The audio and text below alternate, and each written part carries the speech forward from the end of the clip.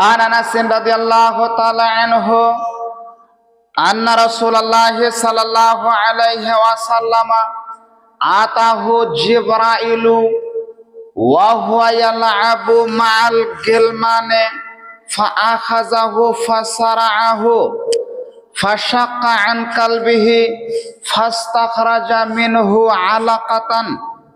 আনাস রাদিয়াল্লাহু তাআলা আনহু হতে বর্ণিত, তিনি বলেন রাসূল কারীম সাল্লাল্লাহু আলাইহি ওয়াসাল্লাম হালিমার নিকটে থাকা অবস্থায় বাল্যকালে তার সমবয়সী ছেলেদের সঙ্গে মাঠে ময়দানে খেলা করতে গেলেন। খেলা করতে গিয়ে ফাআতাহু জিবরাইলু, তিনি খেলা করছিলেন, খেলাতে রত ছিলেন। এমন সময় আতাহু জিবরাইলু, জিবরাইল আমিন আলাইহিস সালাম রাসূলের নিকট আসলেন। ফাআখাযাহু ফাসারাআহু, রাসূলকে ধরে জমিনের উপরে চিৎ করে শুইয়ে দিলেন। ফাশাক্কা আন কালবিহি ফাস্তাখরাজা মিনহু আলাকাতান, আল্লাহর নবীর গলা থেকে নিয়ে নাভির উপর পর্যন্ত ফেড়ে দিলেন। ফেড়ে দেওয়ার পরে সেখান থেকে একটা রক্তপিণ্ড, এক খণ্ড রক্তপিণ্ড কলিজার ভিতরে ছিল, যা পেঁচিয়ে পেঁচিয়ে ছিল, সেটাকে জিবরাইল বাহির করে ফেললেন। ফাকাল, জিবরাইল বললেন হাদা আদুম মিনাশ শাইতানি মিনকা, আপনার শরীরে, আপনার অভ্যন্তরে যে রক্তপিণ্ডটি ছিল সেটি শয়তানের একটা অংশ বিশেষ। এ কথা বলার পরে জিবরাইল আলাইহিস সালাতু ওয়াস সালাম কি করলেন? জিবরাইল ফি তাশতিম মিন যাহাবিন, স্বর্ণের একটা পাত্রে, স্বর্ণের থালা অথবা ডিশ অথবা টেরে অথবা খাঞ্চা, যে যার ভাষাতে বুঝেন, ঠিক ওই রকম ভাবে একটা স্বর্ণের পাত্রে ওই রক্তপিণ্ডটাকে জিবরাইল রেখে দিলেন। সুম্মা গাসালাহু বিমাই জামজামা, এরপরে জমজমের পানি দ্বারা সেটাকে ধৌত করা হলো, ক্লিন করা হলো, রগড়িয়ে রগড়িয়ে ভালো করে কুচলিয়ে কুচলিয়ে সেটাকে ধৌত করা হলো। সুম্মা লামাহু ওয়া আআদাহু ফি মাকানিহি, জিবরাইল উক্ত ওই অংশটিকে, খণ্ডটিকে উক্ত স্থানে যথাযথভাবে সেখানে রেখে দিলেন, সেলাই করে লাগিয়ে দিলেন।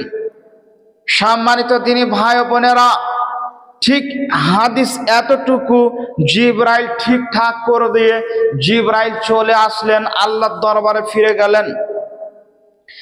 জাআল গিলমানু ইয়াসাউনা ইলা উম্মিহি ইয়ানি জিরাহু, বাচ্চারা এই দৃশ্য দেখে তারা হতবাক হয়ে দৌড়িয়ে তারা বাড়ি চলে গেল। তার দুধমাতা হালিমাতু সাদিয়ার কাছে গিয়ে তারা ফাকালু, তারা বলল ইন্না মুহাম্মাদান কাদ কুতিলা, মুহাম্মদকে হত্যা করা হয়েছে।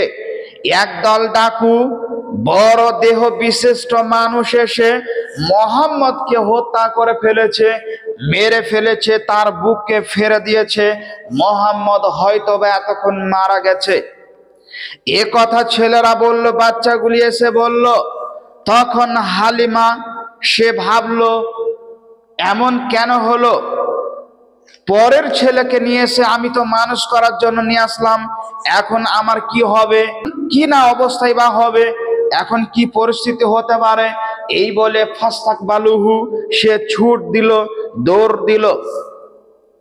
ওয়াহুয়া মুনতাকাউল লাউনে, মুহাম্মদের কাছে এসে দেখছে যে মুহাম্মদ ঠিকঠাক রয়েছে, তার দেহে, তার শরীরে কোনো রকমের ফাড়া, কোনো রকমের সেলাই করা দাগ চিহ্ন কিছুই নাই। সম্মানিত দিনী ভাই বোনেরা, এখান থেকে কিছু জ্ঞান পাওয়া যায়। আজকে বর্তমান যুগে যে ডাক্তাররা সার্জারি করছে, বড় বড় থিয়েটারে তারা সার্জেনে অপারেশন করছে, সেখানে যে অপারেশন করছে মাইক্রো সার্জারি, তো কোথা থেকে তারা শিখলো, কোথা থেকে জ্ঞান পেল? আজ থেকে ১৫০০ বছর আগে তোমার এই ডাক্তার কোথায় ছিল? ইদানিং তারা করছে, সার্জারি করছে, মাইক্রো সার্জারি করছে, এরকম ভাবে অপারেশন করছে আজ থেকে ১৫০০ বছর আগে, যা আমাদের নবী মোহাম্মদ সাল্লাল্লাহু আলাইহি সাল্লামকে যা এ কাজ করানো হয়েছিল তাকে দিয়ে অপারেশন করানো হয়েছিল। সম্মানিত দিনী ভাই বোনেরা, তখন হালিমা কি করলো?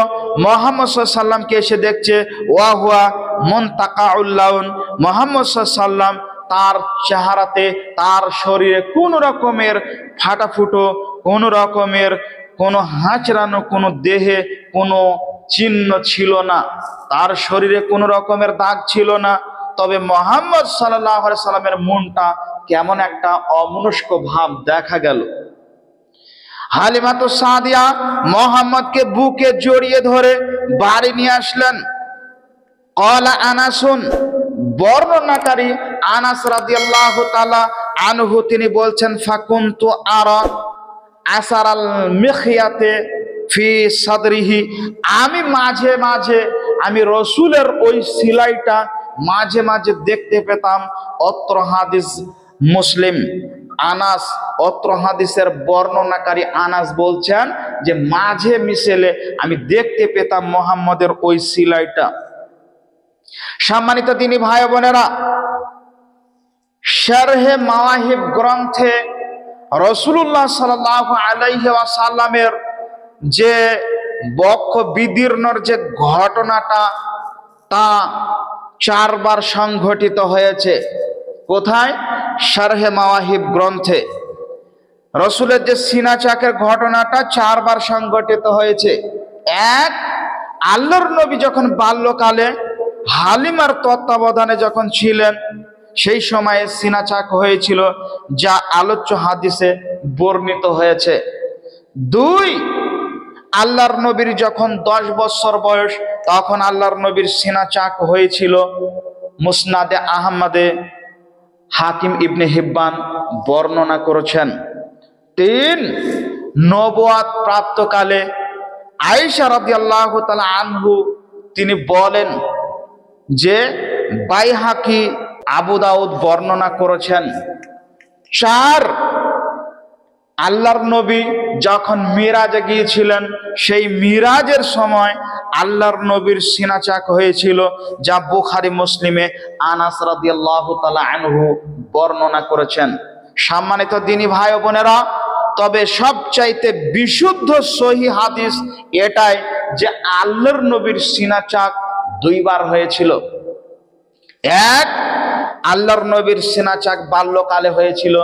2, আল্লাহর নবী যখন মিরাজে যান, সেই সময় আল্লাহর নবীর সিনা চাক করা হয়েছিল। এটা সবচাইতে বিশুদ্ধ হাদিস। অধিকাংশ আলেম তারা বলেছেন 2 বার। কিছু কিছু আলেম মতবিরোধ তৈরি করে, যা পড়ে পড়ে বিভিন্ন লেখকের বই পুস্তক, বিভিন্ন ধরনের ক্যাসেট, বিভিন্ন মোবাইল বক্তাদের ওয়াজ শুনে তারা বিভ্রান্তি সৃষ্টি করে মানুষের কাছে।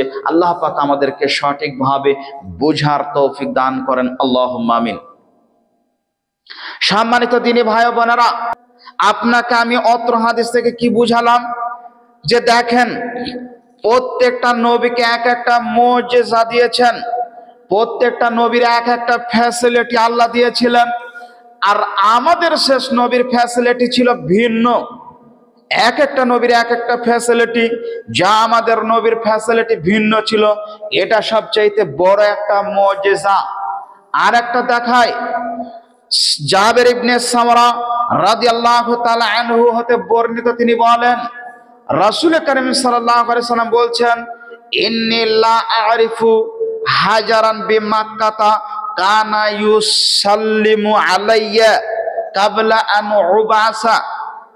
তিনি বলছেন, আল্লাহর নবী বলছেন যে অবশ্যই আমি সেই পাথরটাকে আমি চিনি, হাজারান সেই পাথরটাকে চিনি, বিমাক্কাতা মানে মক্কার সেই পাথরকে আমি চিনি, কানা ইউসাল্লিমু আলাইয়া আন উবাসা কাবলা আন উবাসা, আমি নবী হওয়ার পূর্বে যে পাথরটি আমাকে সালাম দিত, সালাম করত, ইন্নী আরিফুহুল আনা, আমি সেই পাথরটিকে এখনো চিনি যে পাথরটি আমাকে সালাম করত। অত্র হাদিস মুসলিম। সম্মানিত দিনী ভাই বোনেরা, যেটা বলছিলাম, অনেকেই বলেছেন যে আল্লাহর নবীকে যখন সালাম করত সেই পাথরটি হাজরা আসওয়াদ, এটা অনেকেই মত প্রকাশ করেছেন। মা আয়েশা রাদিয়াল্লাহু তাআলা আনহু হতে বর্ণিত, তিনি বলেন যে আল্লাহর নবী সাল্লাল্লাহু আলাইহি ওয়াসাল্লাম যখন নবুয়ত পাননি, জিবরাইল আমিন আল্লাহর নবীর কাছে যখন রিসালাত নিয়ে আসছিলেন, সেই সময় আল্লাহর নবী যাচ্ছিলেন, তখন রাস্তার দুই দিকে থাকা তরুণতা, উদ্ভিদ, গাছগাছালি, নুরি পাথর, এগুলি আল্লাহর নবীকে অনুসরণ করে সালাম করছিল। অত্র হাদিস মুসলিম। সম্মানিত দিনী ভাই বোনেরা, এটা সব চাইতে আল্লাহর নবীর বড় একটা মুজিজা, যা অন্যান্য নবীকে এটা দেওয়া হয়নি। আনাস রাদিয়াল্লাহু তাআলা আনহু হতে বর্ণিত, তিনি বলেন রাসূল কারীম সাল্লাল্লাহু আলাইহি ওয়াসাল্লাম ইন্না আহলাল মাক্কাতা সাআলু রাসূলুল্লাহি সাল্লাল্লাহু আলাইহি ওয়াসাল্লাম। আনাস বলছেন, মক্কার লোকেরা আল্লাহর নবীকে তারা প্রশ্ন করলো, ইন্না আহলাল মাক্কাতা সাআলু, তারা রাসূলকে বলল যে আইয়ুরিয়াহুম আয়াতান, আপনি আমাদের কাছে একটা নিদর্শন অথবা মুজিজা দেখান, তাহলে আপনাকে কিভাবে বুঝবো আপনি নবী? আপনি আমাদের কাছে একটা যে কোনো একটা নিদর্শন, যে কোনো একটা আলামত, মুজিজা দেখান। এ কথা শোনা মাত্রই আল্লাহর নবী কি করলেন? ফাআরাহুমুল কামারা শিক্কাতাইন, আল্লাহর নবী চাঁদকে ইশারা করে দুভাগ করে দিলেন, দ্বিখণ্ডিত করে দিলেন। চাঁদের দিকে ইশারা করে বললেন, চাঁদ তুমি স্রষ্টার সৃষ্টি, যে স্রষ্টা তোমাকে তৈরি করেছেন, আমি মুহাম্মদ তার আদেশে তোমাকে বলছি তুমি দ্বিখণ্ডিত হয়ে যাও। চাঁদ দ্বিখণ্ডিত হয়ে গেল। হাত্তা রাআউ হিরা বাইনাহুমা, সাহাবায়ে কেরাম তারা ওই চাঁদটাকে, যে হীরা পর্বত, তার মাঝখান থেকে হীরা পর্বত দেখতে পেল। হাত্তা রাআউ হিরা বাইনাহুমা, ওই উভয়ের মাঝখান দিয়ে সাহাবায়ে কেরামরা আর অন্যান্য লোকেরা তারা কি দেখলো? হীরা পর্বতটি দেখতে পেল। অত্র হাদিস বুখারী মুসলিম। সম্মানিত দিনী ভাই বোনেরা, আর একটা হাদিস আছে বুখারীতেই। আব্দুল্লাহ ইবনে মাসউদ রাদিয়াল্লাহু তাআলা আনহু বর্ণনা করছেন, আল্লাহর নবী সাল্লাল্লাহু আলাইহি ওয়াসাল্লামের জামানাতে তিনি বলছেন, আব্দুল্লাহ ইবনে মাসউদ বলছেন, ইনশাক্কাল কামারা আলা আহাদি রাসূলিল্লাহি সাল্লাল্লাহু আলাইহি ওয়াসাল্লাম, আল্লাহর নবীর জামানাতে ওই চাঁদ দ্বিখণ্ডিত হয়েছিল। ফিরকাতাইনে, ফিরকাতুন ফাওকাল জাবালে, একটি ভাগ পাহাড়ের উপরে, ফাওকাল জাবাল মানে ফাওক মানে উপর, ফাওকাল জাবাল, জাবাল মানে পাহাড়, তো ফিরকাতুন একটি অংশ ফাওকাল জাবালে পাহাড়ের উপরের দিকে ছিল। ওয়া ফিরকাতুন দুনাহু, আর একটি ভাগ পাহাড়ের নিচের দিকে ছিল। এটি ছিল। সম্মানিত দিনী ভাই বোনেরা, তাহলে একটি চাঁদের অংশ উপরের দিকে আর একটি অংশ নিচের দিকে। ফাকাল রাসূলুল্লাহ সাল্লাল্লাহু আলাইহি ওয়াসাল্লাম, তখন বিশ্বনবী মুহাম্মদুর রাসূলুল্লাহ সাল্লাল্লাহু আলাইহি ওয়াসাল্লাম তাদেরকে বললেন, ইশহাদু, তোমরা সাক্ষী থেকো। ইশহাদু, তোমরা সাক্ষী থেকো। কেন সাক্ষী থেকো? এখান থেকে কি বোঝা যায়? আল্লাহর নবী বললেন তোমরা সাক্ষী থেকো, মানে তোমরা স্বীকৃতি দাও যে আমি মুহাম্মদ সাল্লাল্লাহু আলাইহি সাল্লাম আল্লাহর নবী রাসূল, তার বান্দা। সম্মানিত দিনী ভাই বোনেরা, অত্র হাদিস বুখারী, যা নবীকে বড়ই মুজিজা আল্লাহ তাবারক ওয়া তাআলা দিয়েছিলেন। আবু হুরায়রা রাদিয়াল্লাহু তাআলা আনহু হতে বর্ণিত,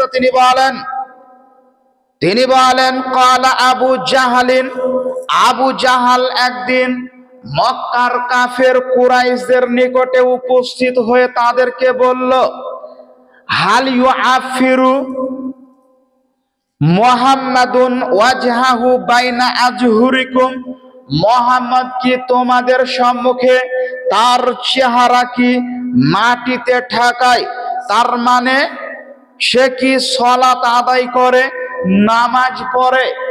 ফাকিল নাম, তখন লোকেরা বলল হ্যাঁ, সে নামাজ পড়ে, সালাত আদায় করে। ফাকাল, আবু জাহাল তখন বলল, লাইন রাআইতুহু ইয়াফআলু যালিক, যদি আমি তাকে এইরকম করতে দেখি, লা আতআন্না আলা রাকাবাতিহি, তাহলে আমি তার ঘাড়কে মুচড়িয়ে ভেঙে ফেলবো। এ কথা আবু জাহাল বলল। ফাআতা রাসূলুল্লাহ সাল্লাল্লাহু আলাইহি ওয়াসাল্লাম ওয়া হুয়া ইউসাল্লি, আবু জাহাল রাসূলের দরবারে এসে দেখলেন যে বিশ্বনবী মুহাম্মদ রাসূলুল্লাহ সাল্লাল্লাহু আলাইহি ওয়াসাল্লাম সেই সময়ে সালাত আদায় করছিলেন। সালাতরত অবস্থায় নবী ছিলেন। আবু জেহেল সামনের দিকে আগিয়ে যাচ্ছিল যে রাসূলের ঘাড় মোটকাতে। আবু জেহেল বলেছিল, ওয়াল্লাতিল উজ্জা, আমি উজ্জার শপথ করে বলছি, উজ্জার কসম করে বলছি, নবী যদি সালাত আদায় করে তাহলে নবীর ঘাড় মুটকাবো। এ কথা আবু জাহাল বলেছিল। নবীর দরবারে এসে দেখছে নবী সালাত আদায় করছেন। তখন আবু জাহাল নবীর ঘাড় নূর উদ্দেশ্যে সে সম্মুখে আগিয়ে যাচ্ছিল। এমন সময় তড়িৎ গতিতে সে পিছনের দিকে উভয় হাতকে ঠেকাতে ঠেকাতে পিছনের দিকে সে ফিরে আসছিল। কিলা লাহু মা লাকা, কিলা লাহু, লোকেরা তখন আবু জেহেলকে বলল, মা লাকা, কি হয়েছে আপনার, আপনি এমন করছেন কেন? যেমন বাঁচান বাঁচান বাঁচান, একটা মানুষ বিপদে পড়লে দুই হাতকে তুলে আত্মনাদ করতে থাকে, ঠিক একইভাবে আবু জেহেল সে তড়িৎ গতিতে পিছনের দিকে দুই হাতকে মারতে মারতে আসছিল আর বলল, লোকেরা জিজ্ঞাসা করলো কি হয়েছে আপনার? তখন সে বলল ইন্না বাইনি ওয়া বাইনাহু খান্দাকান মিন নারিন, যে আমার এবং তার মাঝে একটা আগুনের পরীক্ষা রয়েছে। সে এ কথাটা বলল। ওয়া হাওলা ই আজনিহাতান, আর ভয়ঙ্কর দৃশ্য এবং ডানা বিশিষ্ট ফারেস্তাদের দল। আজনিহাতান মানে ডানা বিশিষ্ট ফারেস্তাদের দল, যা ঝাঁকের ঝাঁক আমার দিকে আগিয়ে আসছিল। আমি স্থির না থাকতে পেরে পিছনের দিকে ভয়ে ফিরে আসলাম। ফাকাল রাসূলুল্লাহ সাল্লাল্লাহু আলাইহি ওয়াসাল্লাম, বিশ্বনবী মুহাম্মদ রাসূলুল্লাহ সাল্লাল্লাহু আলাইহি ওয়াসাল্লাম তখন বলেন, লাউ দানা মিন্নি, সে যদি আমার নিকটবর্তী হতো, লাউ দানা মিন্নি, সে যদি আমার নিকটবর্তী হতো, লাখতা তা ফাতহুল মালাইকাতু উজওয়ান, তাহলে ফারেশতারা কি করত? লাখতা তাফাতুহুল মালাইকাতু উজওয়ান, ফারেশতারা তার দেহের অঙ্গ প্রত্যঙ্গগুলিকে এক একটা করে ছিঁড়ে টুকরো টুকরো করে তারা ফেলে দিত। অত্র হাদিস মুসলিম। সম্মানিত দিনী ভাই ও বোনেরা, অত্র হাদিস থেকে আপনাকে আমি কি বুঝালাম আর আপনারা কি বুঝলেন? অত্র হাদিস থেকে বোঝা গেল আল্লাহ তাবারক ওয়া তাআলা আল্লাহর নবীকে যে নবুয়তের কিছু নিদর্শন যা তিনাকে দান করেছিলেন, অন্যান্য নবীকে তা দেওয়া হয়নি। আল্লাহর নবীকে যে নিদর্শন আল্লাহ দিয়েছিলেন, অন্যান্য নবীকে সে নিদর্শন আল্লাহ দেননি। সম্মানিত দিনী ভাই ও বোনেরা, যা আজকের আলোচনা এই পর্যন্ত। আল্লাহ তাবারক ওয়া তাআলা আমাদেরকে অত্র হাদিস থেকে জ্ঞান উপলব্ধি করার ক্ষমতা, শক্তি বা তৌফিক দান করেন বলি আল্লাহুম্মা আমিন।